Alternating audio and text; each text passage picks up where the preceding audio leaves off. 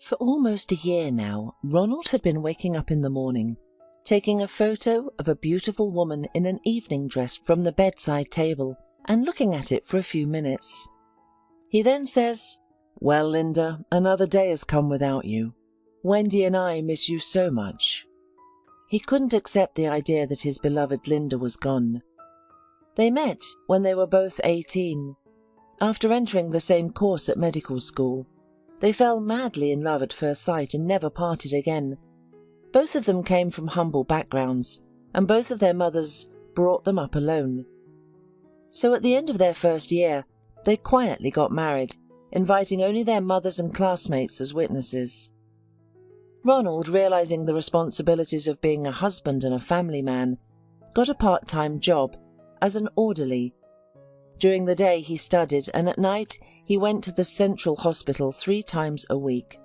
He did everything possible to ensure that his Linda had everything she needed. The medical school supported the young family and allocated a separate room in the dormitory, which Linda quickly made comfortable and homely. They lived soul to soul. Ronald could not remember a single quarrel they had had in all these years. In her last year of study, Linda told her husband that she was pregnant. Ronald, hearing this joyful news, picked up his wife and, kissing her, began to spin her around the room. Linda, laughing merrily, then said, "What are you doing? Put me down, you naughty boy. You will soon be a daddy, and you need to prepare seriously." Linda carried her pregnancy easily, and even in the last few months, she had got her diploma. Ronald got a job in an ambulance after graduation, while Linda, having given birth to their daughter, focused on taking care of their home and child. Ronald cannot remember exactly when his wife started feeling unwell. She began to suffer from severe headaches, but when he begged her to go to the clinic, she always brushed him off, saying that it would pass. However, when their daughter turned 1 year old, Ronald finally persuaded his wife to go for an examination. The diagnosis sounded like a verdict, and according to the doctors, it was not subject to appeal. Time was lost. All that was left was to wait for the unhappy end. Ronald could not believe what he had heard. Then and now, even after the passage of time, he could not forgive himself for not forcing his wife to be examined at the first complaints about her. Although, according to the experts, there was nothing that could be done. Ronald did his best to take care of his wife. He himself made drips and injections. At night, with every breath she took, he was ready to provide any help. With his medical knowledge, he understood that all his labours were in vain, but his heart hoped that love and care could create a miracle, and Linda would live. But no matter how much he believed in it, one morning Linda, his beloved wife, was gone. She died quietly in her sleep, without a single moan or sigh. Waking up, Ronald almost immediately realized that a terrible thing had happened. He did not remember how long he sat at his wife's bedside, rocking her from side to side, with a lump in his throat that prevented him from bursting into tears. Everything after that was like a dream, as if it didn't happen to him. The funeral, the wake, Wendy's crying, insisting on seeing her mother and saying, "I want my mummy, I want my mummy." She tugged at her father, crying silently and not realizing, with her childish mind, that something irreparable had happened. Begged, "Daddy, where is Mummy? Let's go to Mum." Ronald didn't know how to explain to a 3-year-old child that her mother was gone and would never be around again. So he told her something about the sky, where her mum would now live. Wendy perplexedly asked, "Why didn't she take us with her? Didn't she say she loved us?" Ronald, wiping his tears, explained that it was so, but how Mum would be taking care of and protecting them from above. What else could he say to a little child? The first 6 months after his wife's death felt like hell. Whenever she could, Ronald's mother came to help with her granddaughter. He had not seen his mother-in-law since the funeral. When he called her once, she gave a short answer. "I'm fine. I just want to be alone." But one day, arriving at the cemetery, he did not recognize her. The woman, who appeared to be 10 years older, was adjusting the flowers on the grave with trembling hands. Having lost her only daughter, she had gone from a blooming 51-year-old woman to a thin, grey-haired old woman overnight. Immersed in his grief, Ronald never once thought that his mother-in-law was in much more distress and might need help. They sat on the bench by the grave for a long time that day, and Ronald persuaded his mother-in-law, "Helen, you can't let this kill you. Your face shows it. You're putting yourself in the coffin. Linda will not return, and you have a granddaughter who is growing up." The woman suddenly looked up at him with eyes full of tears, and, after silently looking at him for a couple of minutes, quietly asked, "How is she? I would like to visit you on weekends, if you don't mind." "Well, of course," Ronald immediately replied, "of course. She is your only granddaughter, who loves you very much and is waiting for you." On the weekend, she really came to visit. Ronald was surprised at the changes that had taken place. The woman's hair was dyed a beautiful brown colour. Instead of a black, faded floor-length dress, she was wearing a grey pantsuit. Ronald was at home and, opening the door, said cheerfully, "Good afternoon. Helen, you look great. This hair colour suits you very well. By the way, we were just about to have breakfast. Please join us." The woman, timidly stepping into the apartment, quietly replied, "Thank you very much. I won't be long. I really wanted to see you." Hearing a familiar voice from the hallway, Wendy immediately ran in and shouted joyfully, "Grandma has come! Where have you been? I missed you. Grandma, I cried at night. I dreamt about Mummy, and Daddy said she's gone far away. You're not going away, are you?" The little girl gibbered incessantly, and Helen, embracing her and holding back her tears, barely audibly answered, "Well, of course not, dear. I will always be there for you, and your mummy from above looks at you and rejoices. You're such a beauty and growing up so quickly." Ronald abruptly turned around and went to the kitchen, ostensibly to put the kettle on. In fact, he turned it off only before his mother-in-law came. He just couldn't listen to their conversation anymore, fearing of bursting into tears. From that day on, Helen began to visit them often and was very helpful, staying overnight with Wendy on the days when Ronald had duty. On one of these days, Ronald left for his shift, knowing that Helen had taken her granddaughter to her place. The day was more or less calm, but closer to evening, the calls started coming one after another. For example, an elderly woman in her 80s called, claiming that she was dying and her blood pressure and pulse were through the roof. Then there was a man with a pre-infarction condition who could not be taken away because of a fight between teenagers at the entrance. Thank God everything turned out well, and they managed to bring him to the hospital. Then, when it seemed that nothing new would happen that evening, there was a call from the most exquisite restaurant in the city. The bride was sick at the wedding, and no one could explain what had happened.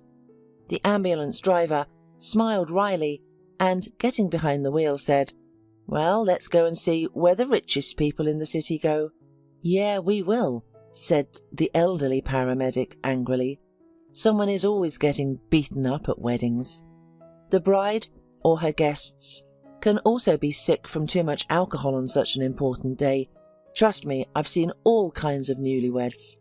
A couple of times we've barely saved the happy newlyweds." When the paramedics entered the restaurant, the wedding was in full swing. There was cheerful music and some jokes from the toastmaster. Literally in the first second, a man rushed towards them.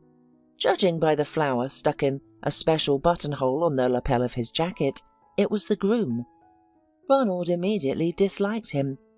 The groom's reddened, sweaty face and running eyes caused an incomprehensible dislike in the paramedic. The groom took Ronald under his elbow and, leading him aside, said quietly, "I'm sorry there's been a misunderstanding. My bride became ill at some point, apparently overexcited. One of the guests called for you. During the conversation, the man tried to smoothly lead Ronald to the exit, which did not please the paramedic. It was clear that the groom was not telling him something or wanted to hide something. "Let us examine the bride after all," Ronald suggested insistently. "Come on, she's already much better. You probably have normal patients waiting for you. I understand everything, and I'm even ready to pay you for a false call." Saying this, he pulled out a weighty stack of banknotes from his pocket and added, "I hope there's enough here for you and your colleagues." Noticing that Ronald was not going to take the money, he then said, "I can also pack you some food, wine, champagne. Come home, make your family happy, and drink to our health with your wife." At the mention of his wife, Ronald literally twitched with distaste for this slippery man. It was unclear to the paramedic why this newlywed was suddenly so fussy and literally trying to get the medics outside. He clearly did not want them to see his bride. Ronald was very suspicious and decided to make sure that the woman was all right. Silently nodding to the paramedic standing next to him, he went to the place where the wedding was taking place. The guests appeared to have been celebrating for hours. Some of them were dancing in the centre of the hall, while others continued to raise glass after glass. The tables were bursting with abundance. Swallowing saliva, Ronald remembered that they had not even had time to have lunch that day. He drank only a cup of coffee and ate a sandwich. Finally, he saw the bride sitting at the head of the table, obviously not feeling well. The young woman leaned on the back of the chair, and her head was lying on her crossed arms. The veil had moved off and closed her face. However, when Ronald came closer, he pulled back the thin lace from her head to see whether she was conscious or not. He almost immediately shrieked. He couldn't believe his eyes. For a moment it even seemed to him that it was his wife Linda. If he hadn't been at the funeral, he would have thought it was her.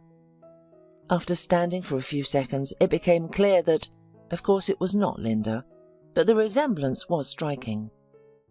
After examining the woman, Ronald realized that she had had a strong allergic reaction to something in the food. Her face and hands were covered with red spots. When he asked her to open her mouth, his suspicion was confirmed. The bride was literally in a semi-conscious state.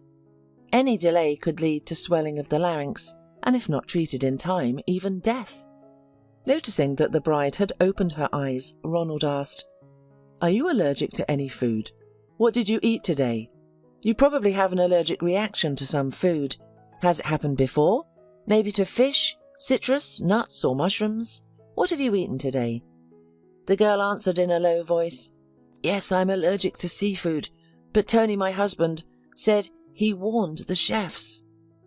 By this time the music had already been turned off, and all the guests and caterers were watching with excitement. Ronald turned around and saw a group of people in black with white button uniforms, among whom stood out a grey-haired tall man in a white starched cap. The paramedic beckoned him over and asked, "Are you the chef? Tell me, among the dishes on the table, is there any seafood, either as a whole or as a sauce or addition to other dishes?" The man shrugged his shoulders and said in surprise, "Sure, just like it was ordered to. What's the matter? Seafood is in almost everything, except for the cake and dessert. I was told that there will be many fans of mussels, shrimps and other delicacies in the hall, only I was asked also to grind everything as fine as possible to let the guests guess where and what was added." Who asked you to do that?" almost shouted Ronald, realizing that in this way the bride could be exposed to a maximum number of allergens. The chef spotted the groom in the hall and, nodding his head in his direction, said, "He asked me about that." The newlywed turned pale. Large drops of sweat appeared on his forehead, but he quickly realized he was indignant. "What nonsense! I said to add only to one salad. which was to be put only on the tables of the guests, not ours. Yes, I remember exactly what I said about not adding seafood. Why, do you need ears, you moron? The groom walked quickly to his bride and kissed her pale hand. At this moment, Ronald again caught himself thinking that he was disgusted with the type. He was clearly a good actor, and for a moment Ronald was even ready to believe that the cook had misunderstood the order. But immediately, remembering how the groom tried to escort them out of the restaurant, he thought that it was clearly not for nothing, and he was somehow involved in the poisoning of his wife. Ronald suggested hospitalizing the bride, but the newly married man sharply replied, "Thank you, we'll do it ourselves by our own efforts. Are you agreed with me, my love? You gave her a shot, you see? It's already easier. We'll take it from here. It is necessary to perform a stomach lavage and a course of drips to completely remove allergens from the body, and at home you are unlikely to be able to do this," began to explain the paramedic. Ronald insisted on hospitalization, saying that the action of drugs will give temporary relief, and if you do not cleanse the body completely from toxins, it may worsen. The groom resisted for some time, but the persistence of the paramedic and the persuasion of the excited guests did their job, and he and his bride eventually consented. However, he did not even agree to go with them, saying, "You do realize that someone will have to end up our wedding party. I can't leave our guests alone." Ronald wondered how a supposedly loving and caring husband could think about this when his wife was in such a serious condition. But on the other hand, he was even glad that this type would not go with them. He liked the dodgy groom less and less by the minute. Finding himself alone in the ambulance with the woman, Ronald could not help but notice the painfully familiar facial features. While the patient lay there with her eyes closed, he thought that there was many similarities with Linda. The only difference was the girl seemed a little older than his wife. The injection given in the restaurant relieved the patient's condition, and she could already talk. Filling out the necessary documents for hospitalization, Ronald learned that her name is Michelle, and she is 2.5 years older than Linda. Michelle told him that she owned a large business, inherited from her father, a well-known businessman in town, who owned a woodworking company and a chain of construction stores. A few years ago, he died suddenly of a heart attack, and she inherited all of it. "And what about Mum?" Ronald asked. "Is your mother still alive?" "No," replied Michelle sadly. "I have never seen her at all. Dad did not like to talk about it, and only my nanny, who brought me up, once said that she died very young, supposedly from some disease. She didn't say what it was, and that's all I know. So I'm the only one in the whole family," Michelle finished sadly, but then smiled and added, "Although now I'm married and have a husband. Tony is an excellent man and he loves me." Ronald did not express his assumptions about this man, deciding to check everything thoroughly. When they reached the clinic, his duty was ending, and knowing that his daughter was under the care of her grandmother, he decided to stay with Michelle for a while. She immediately underwent all the necessary tests and was put in a ward with a drip. Ronald decided to wait for the results, and when the attending doctor entered the ward, he asked him to step out to the corridor to talk. At that moment, he did not want to confirm his assumptions and upset the patient, as she was still weak. The tests indicated that the level of the allergenic product in her blood was so high that it was a wonder how she survived at all. If the patient had consumed even a little more food with the allergy-causing product, you wouldn't have gotten her here, and probably already at the restaurant you would have pronounced her dead, summed up the doctor. Ronald did not pass on what he had heard when he returned to the room. He only smiled and said, "Well, you will live." "Exactly, and that's the main thing. But you just need to lie here for a couple of days to remove all the toxins from your body. They'll give you IVs, vitamins, and you'll come out as good as new. And I'll visit you here whenever possible, if you don't mind, of course." She smiled and replied, "Of course not, thank you very much." "If it weren't for you, I thought I'd die right there in the restaurant. I still don't understand what happened to me. Tony said that he chose the menu himself and negotiated with the chefs." Ronald shrugged his shoulders and, already approaching the door, said, "Well then, apparently not everything was properly negotiated. By the way, for now, if your spouse takes the food to you, refrain from eating it. At least while you are in the hospital, eat only hospital dietary food. In your case, the most important thing right now is the right diet." Okay, sure, and thank you again." After leaving the hospital, Ronald went to see his mother-in-law. He realized that Michelle resembled his late wife for a reason. Only Helen could reveal the secret of this resemblance. Ronald knew that after the death of her daughter, she often felt unwell, and memories of Linda were very painful for her. Usually, he tried not to discuss the past, but now it was vital for him. Ronald really wanted to solve the puzzle, so almost from the threshold, saying hello, he asked, "Helen, tell me, did Linda by any chance have a sister?"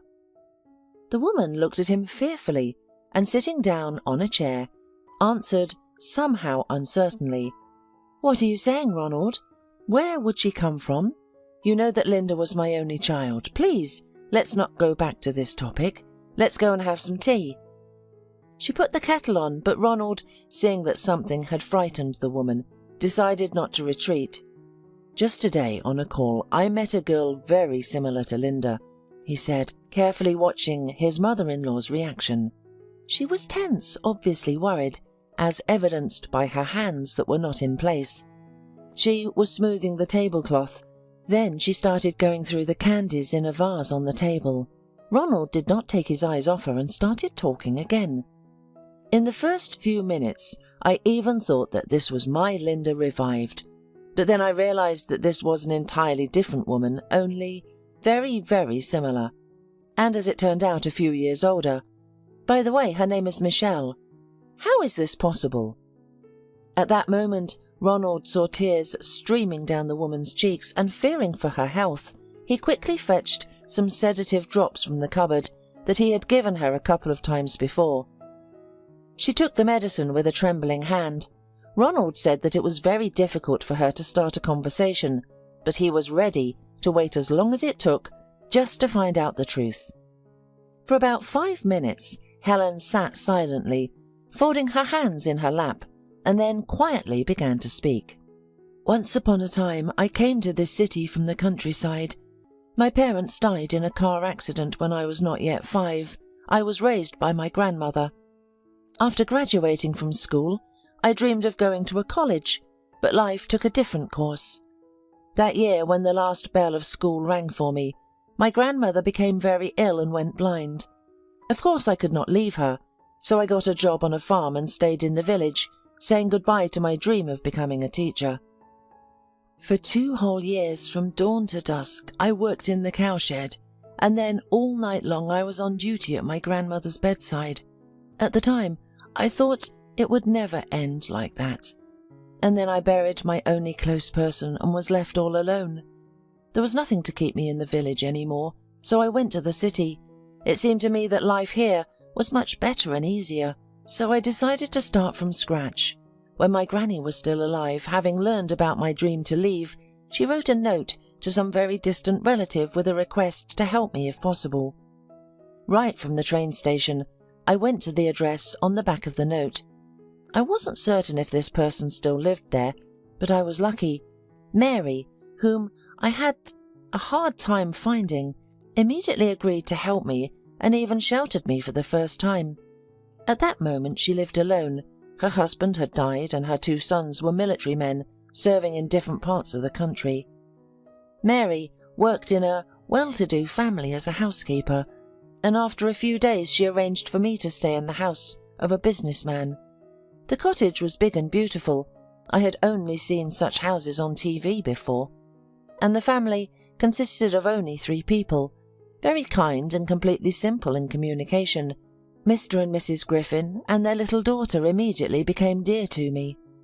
Initially, they took me in as a housekeeper, but after a month, having looked closely, they offered me to be a full-time babysitter for their little girl. I gladly agreed because, in this case, I did not have to think about where to live and pay for housing. The daughter of the owners was an angel, did not cause any trouble.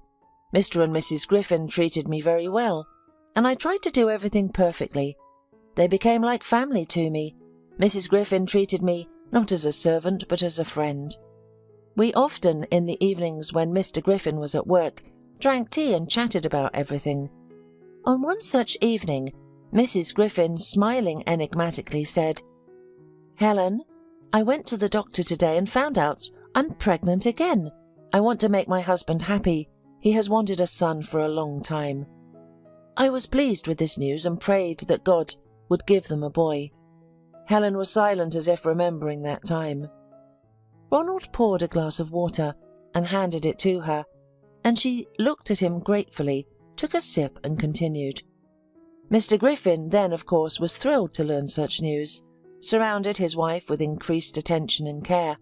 However, after a while, learning the result of the ultrasound, he was a little upset. The study indicated that the family would again have a girl, but then he began to calm his wife, saying that they could still have a whole soccer team. Mrs. Griffin laughed for a long time and said that with such a husband she was ready for anything. And in due time, Mr. Griffin took his wife to a good clinic, and we began to wait, preparing to meet the baby. On the day when Mrs. Griffin went into labour, Mr. Griffin couldn't find a place, as if he had a premonition of something. He wandered from corner to corner waiting for the call. He had called the ward 3 times before, every half an hour, and they told him not to worry. They said he'd get a call as soon as the labour was over. I tried to calm him down as best I could. I said that this was the second time that they had gone through this, so everything would be fine. But it was like he didn't hear me. I will always remember that phone call. Mr. Griffin picked up the phone, and after listening to the speaker on the other end, he slumped to the floor, continuing to hold the phone, began to howl. Helen stopped talking and looked at Ronald with eyes full of tears, and then continued. You can't imagine what a terrible scream came out of his chest. I then, without guessing about anything, one thing was clear, something terrible had happened. I gave him something sedative. I called the hospital. After explaining the situation, I learned that Mrs. Griffin could not give birth for a long time. Doctors spent several hours trying to help her. In the end, the baby was saved, and Mrs. Griffin passed away at that hour. You can't imagine how much Mrs. and Mr. Griffin loved each other. The loss of his wife was an irreparable loss for the man. In the first days after the tragedy, I was even afraid that he went crazy, but thank God it did not happen. Gradually he returned to work. We took the newborn from the maternity hospital, but the owner literally hated this child. Every time he saw her at home, he clenched his fists and tears came to his eyes.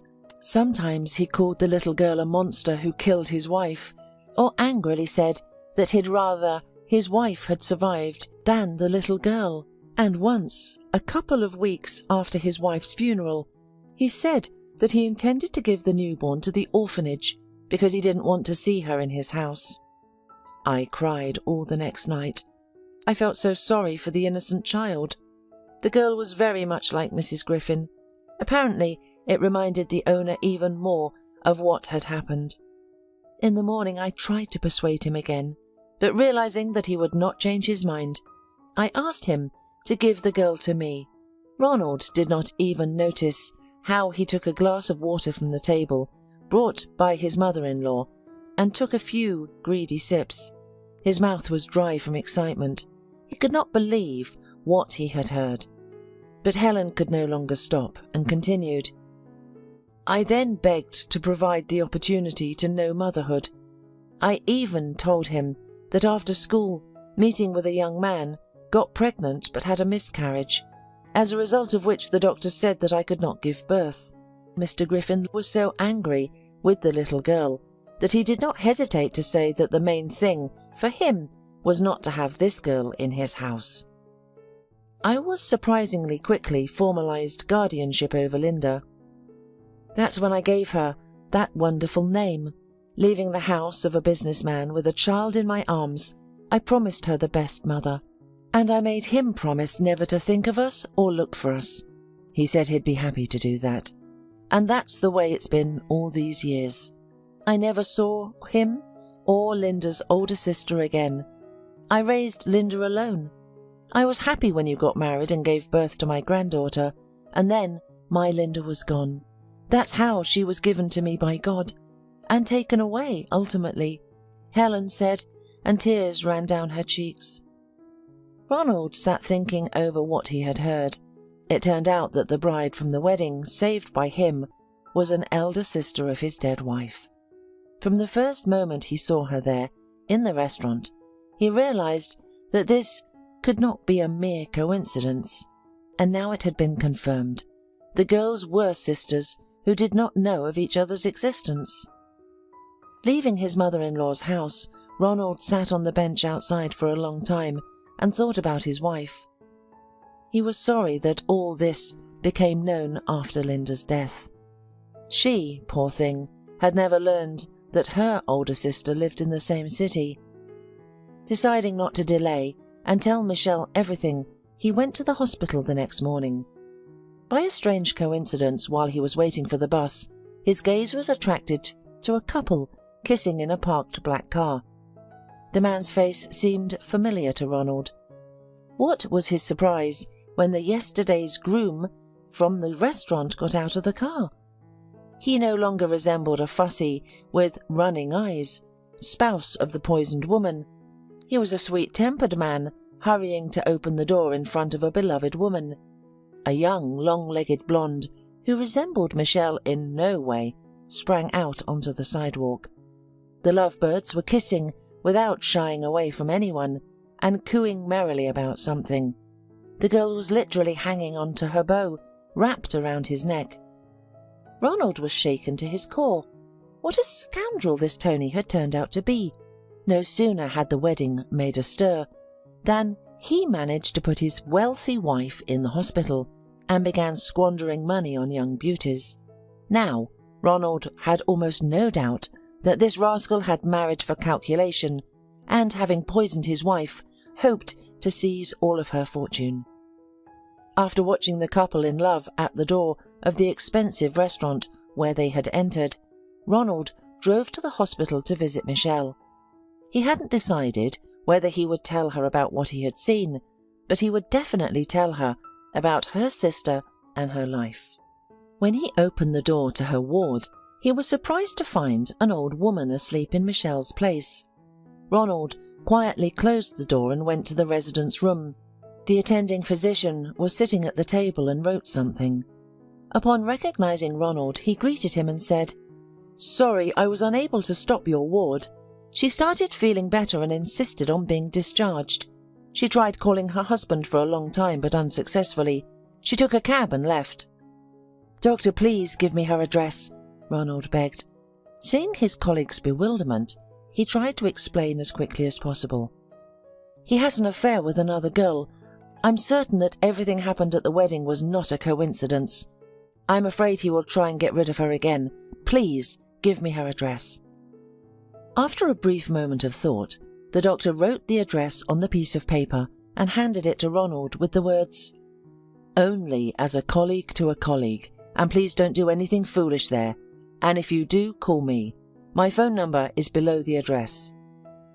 Thanking the doctor, Ronald quickly left the hospital and only then realized that Michelle's house was at the opposite end of the city. Getting the cab, he was fearful that her husband would have time to harm her before he arrived. Soon he reached the right neighborhood and, thanking the cab driver, got out of the car. Approaching a high fence with a heavy steel gate, the man took hold of the carved handle and realized that the gate was not closed. Hearing some fussing and whispering in the yard, he saw a decent gap between the links of the fence, and nestling into it, he couldn't believe his eyes. Tony and his mistress were diligently trying to push into the trunk something bulky, wrapped from all sides, either with covers or sheets. Ronald was afraid to even think of the worst, but decided not to do anything himself and to call the police. When Ronald had gotten a decent distance from the cottage, he tried to call for help. However, the connection was fragile and it took about 5 minutes for Ronald to finally get through. To his surprise, the police arrived rapidly. Michelle's husband and his mistress were taken aback by the sudden arrival of the police. They watched in silence as the car was searched and the house was thoroughly examined, but the supposed corpse was nowhere to be found. It turned out that they had loaded the car with items of considerable value, including a few paintings, precious figurines and jewellery. "Who gave you the right to dispose of your wife's property? While she is in the hospital, you're like a rat taking everything you can. And that, by the way, obviously doesn't belong to you. Where's Michelle? And on what grounds do you run her house without her knowledge?" The unfortunate husband, as if remembering, squared his shoulders and grinned. With all his artistry, he replied immediately, "What's all this panic? I'm Michelle's lawful husband, and she asked me to take these things out." He looked at his confused girlfriend and said cheerfully, "And she asked me to take them to her." He nodded towards the girl. "This is Michelle's distant relative. She has just bought an apartment. Michelle, out of kindness, decided to give her all this." Ronald was once again amazed at how this slippery character easily managed to get out of the most ridiculous situation. This time, too, the police officers saw nothing illegal in his actions, checked his documents and left. Ronald felt that there was something wrong. While he had been getting here and dealing with the law enforcers, Michelle could have come here 100 times already.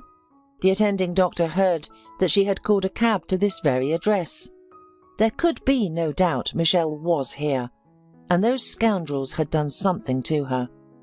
But the question of where they were hiding her remained unclear to him. One thing was certain, they could not have taken her far during this time, and Ronald decided to see what they would do next. And he didn't have to wait long. Half an hour later, Tony walked out onto the porch in some unthinkable fisherman's garb. His girlfriend appeared behind him in a robe. The girl was not going anywhere and was probably just seeing him off. Ronald was glad that earlier he had found a place from which the entrance to the house was clearly visible, and it was even possible to make out what they were talking about. "Honey," the girl said resentfully, "when will it end? You promised you would get married, and then you'd get rid of her immediately." Tony kissed the blonde and affectionately replied, "Be patient a little longer, kitten. Since the wedding didn't work out, we'll use plan B. Do you think I like walking to the backwoods damn village? There are no roads at all. It takes half an hour to get there through the mud and swamp. At least no one will know to look for her there. In a couple of days I'll file a missing persons report on her, saying that she left the clinic voluntarily, without being treated, and that something happened to her head, and that she didn't come home. The police don't need such hang-ups for nothing. They'll quickly close the case, and if necessary, we'll give them money." The lovers kissed passionately and were obviously satisfied with themselves. Tony added, "Now I'll just check that there's no chance of her escape. We'll tie her up tight and go to the city." The girl said in the voice of an aggrieved child, "Honey, can't you speed up her sad end? I really like this house." The man suddenly cut her off, saying, "Have you gone mad? What are you pushing me into? No, I tried it once, it didn't work. Let things go on as they are. And you, go into the house and wait." Tony walked towards the gate, and Ronald, afraid of being noticed, quickly stepped aside, hiding behind the nearby bushes. The thorny plants scratched his hands and face painfully, but he endured it silently. As soon as the villain turned the corner, carefully hiding behind the trees, Ronald followed him. He was glad that it was already twilight, and he, wearing a black tracksuit, was less noticeable. They left the neighbourhood, and the unfaithful spouse turned towards the dense forest. As a child, Ronald often went hiking, and he and his friends always left some signs on the trail so that it would be easy to get out in case they got lost. And now he tore his t-shirt at the entrance to the forest and tied the shreds to visible places on the trees to find the way back. Ronald's shoes were clearly not designed for hiking through the swampy forest, and after about 10 minutes, he realized why the villain ahead of him was wearing fishing boots. Ronald's legs were wet and muddy, covered with swamp silt above his knees. The sneakers were unbearable. He was thinking of taking them off, but at some point, stepping in the darkness on a protruding bough, he almost cried out in pain and immediately changed his mind. In the darkness, he tried to tread quietly and was glad that Tony, who was walking 20 meters ahead, was lighting his way with a lantern, the glow of which was a beacon for the paramedic. Ronald did not know how long they walked, but it was certainly not less than half an hour. Eventually they arrived at a village in the forest. 5 almost ruined houses stood among the trees. It was clear that no one could live there. One had no roof at all, and another had broken windows scattered on the ground. In the evening light, everything looked bleak. Ronald thought that people hadn't lived in these places for many years. As if he sensed something, Tony stopped and looked around, shining his flashlight. 1 second more, and the beam would have illuminated Ronald, who had no time to hide. But someone from above decided to help him. The flashlight, blinking sharply, turned off. What a mess!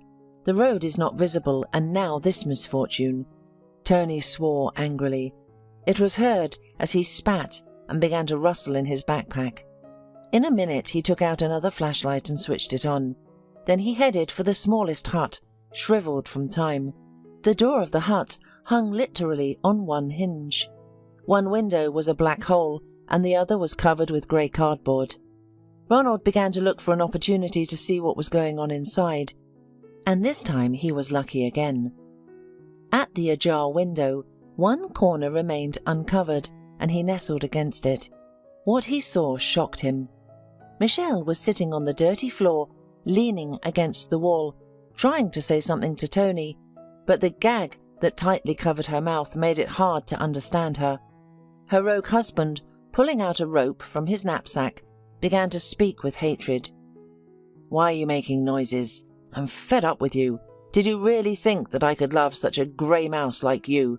All my life I've loved bright, crazy girls, not the well-read fools. If it weren't for your father's condition, I wouldn't even have looked at you."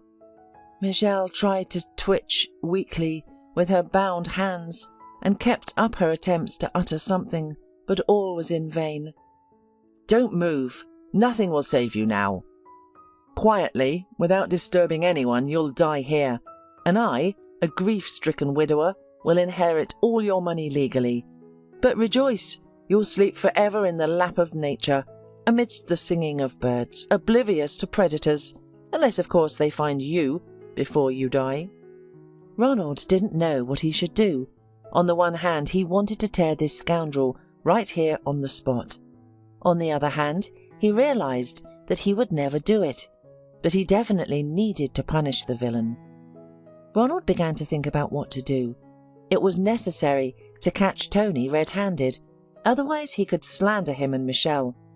Ronald realized that Tony was not going to kill Michelle here and now, which meant he had some time to call the police again. After moving away from the hut, Ronald called them again. When they heard that it was an overly suspicious paramedic who had called them earlier today, the police didn't want to take him seriously. But Ronald didn't give up. He told them about the abandoned village and that he had seen a bound woman on the floor, and he also threatened a prosecutor's audit if they did not react. Only then did the policeman agree to come.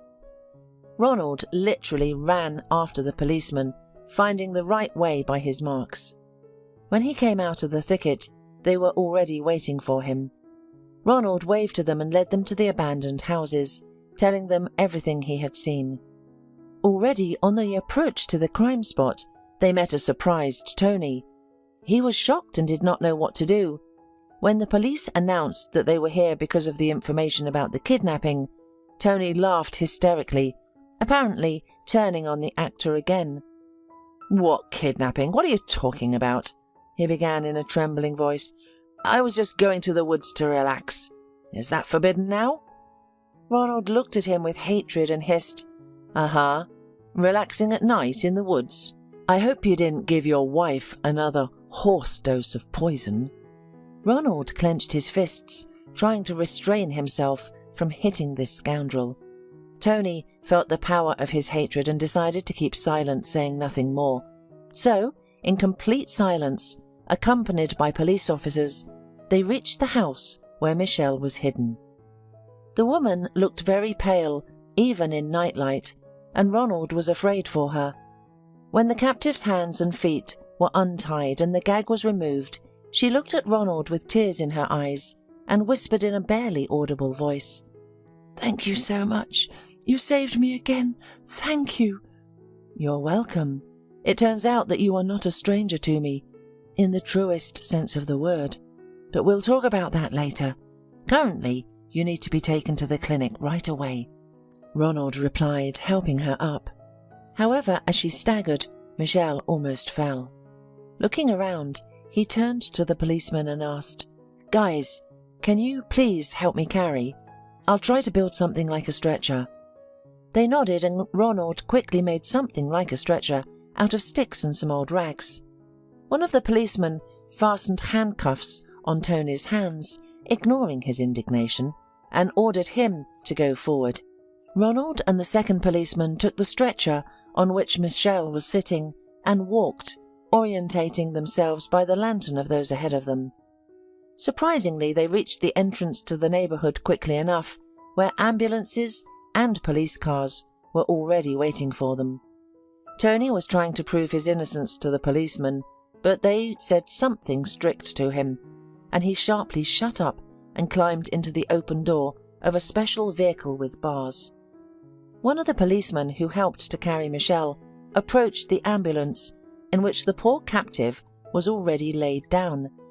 He held out his hand to Ronald, who was sitting next to the poor woman, and said, "I apologize for the fact that we did not believe you at the first arrival, and thank you for not stopping despite everything." And addressing Michelle, he added, "You are lucky to have a saviour, and you cannot worry about your scoundrel husband. He and his girlfriend will be punished to the fullest extent of the law. I think in the next few years, they'll be able to see free sky." The officer left, and Michelle looked gratefully at Ronald and spoke a little audibly. "You've had enough of me. Maybe you won't go to the hospital. Your wife is probably waiting for you." Hearing the mention of Linda, he swallowed a lump and, after a little silence, answered, "I have no wife. It's been several years since she died." Putting his palm on the girl's hand, he smiled sadly and continued, "Now, I certainly won't let you check out early, and I'll try to see to it." Michelle smiled and, exhausted, closed her eyes. At the hospital, she was put under the doctor's control, and Ronald finally went home. He arrived when it was nearly 2 a.m. and had to be up for duty at 6 a.m. As he looked into his daughter's bedroom, he saw the grandmother and granddaughter sleeping together. At that moment, he felt grateful that his mum lived nearby and could help him out if needed. After a couple of hours of quick sleep, he got up, brewed himself a cup of coffee, and started getting ready for work. A sleepy mum came out of the nursery and whispered, "Son, where have you been? What happened? Are you okay?" Ronald hugged his mum and said, "Thank you for being by my side. I'm sorry, I had a monster day yesterday, and I ended up staying out late, but everything is fine now, thank you." His mother smiled and gave him a kiss before going to her granddaughter's bedroom. At that moment, Ronald envied them both, for they could have slept for another hour and a half. Without even having breakfast, he went to work. For the first couple of hours, his mind was on Michelle. He wanted to go to the clinic where she was lying, but work was too intensive. During his lunch break, he called the clinic to find out how Michelle was feeling. She felt much better, and the nurse on duty even said that she had enjoyed breakfast. After his shift, he stopped by the daycare centre to pick up his daughter and immediately hurried to the hospital. On the way, he explained to Wendy that they were going to check on her aunt, who was very sick. His daughter, in a stupor, asked, "Sick like Mum? Will the aunt also go to heaven?" The question was like a stab in the heart for Ronald. He stopped immediately and took his daughter in his arms to explain. No, sweetie. Auntie will be okay, and we'll help her do it. We need to visit her, bring her some goodies, and she will definitely recover.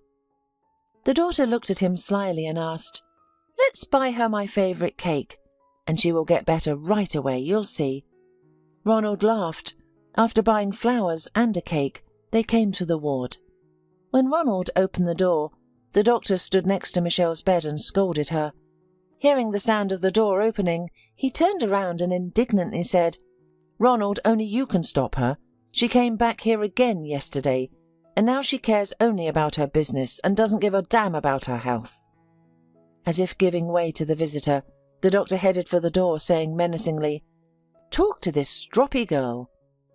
Seeing Wendy look at him fearfully, the doctor corrected his glasses and added, And take this nice little lady to me. I happen to have a small but delicious pie. Winking at the girl, he left the ward. At that moment, Wendy looked at Michelle for the first time. The little girl's lips trembled. She squeezed her father's hand and faintly asked, Daddy, is it Mummy back? Mummy, Mummy!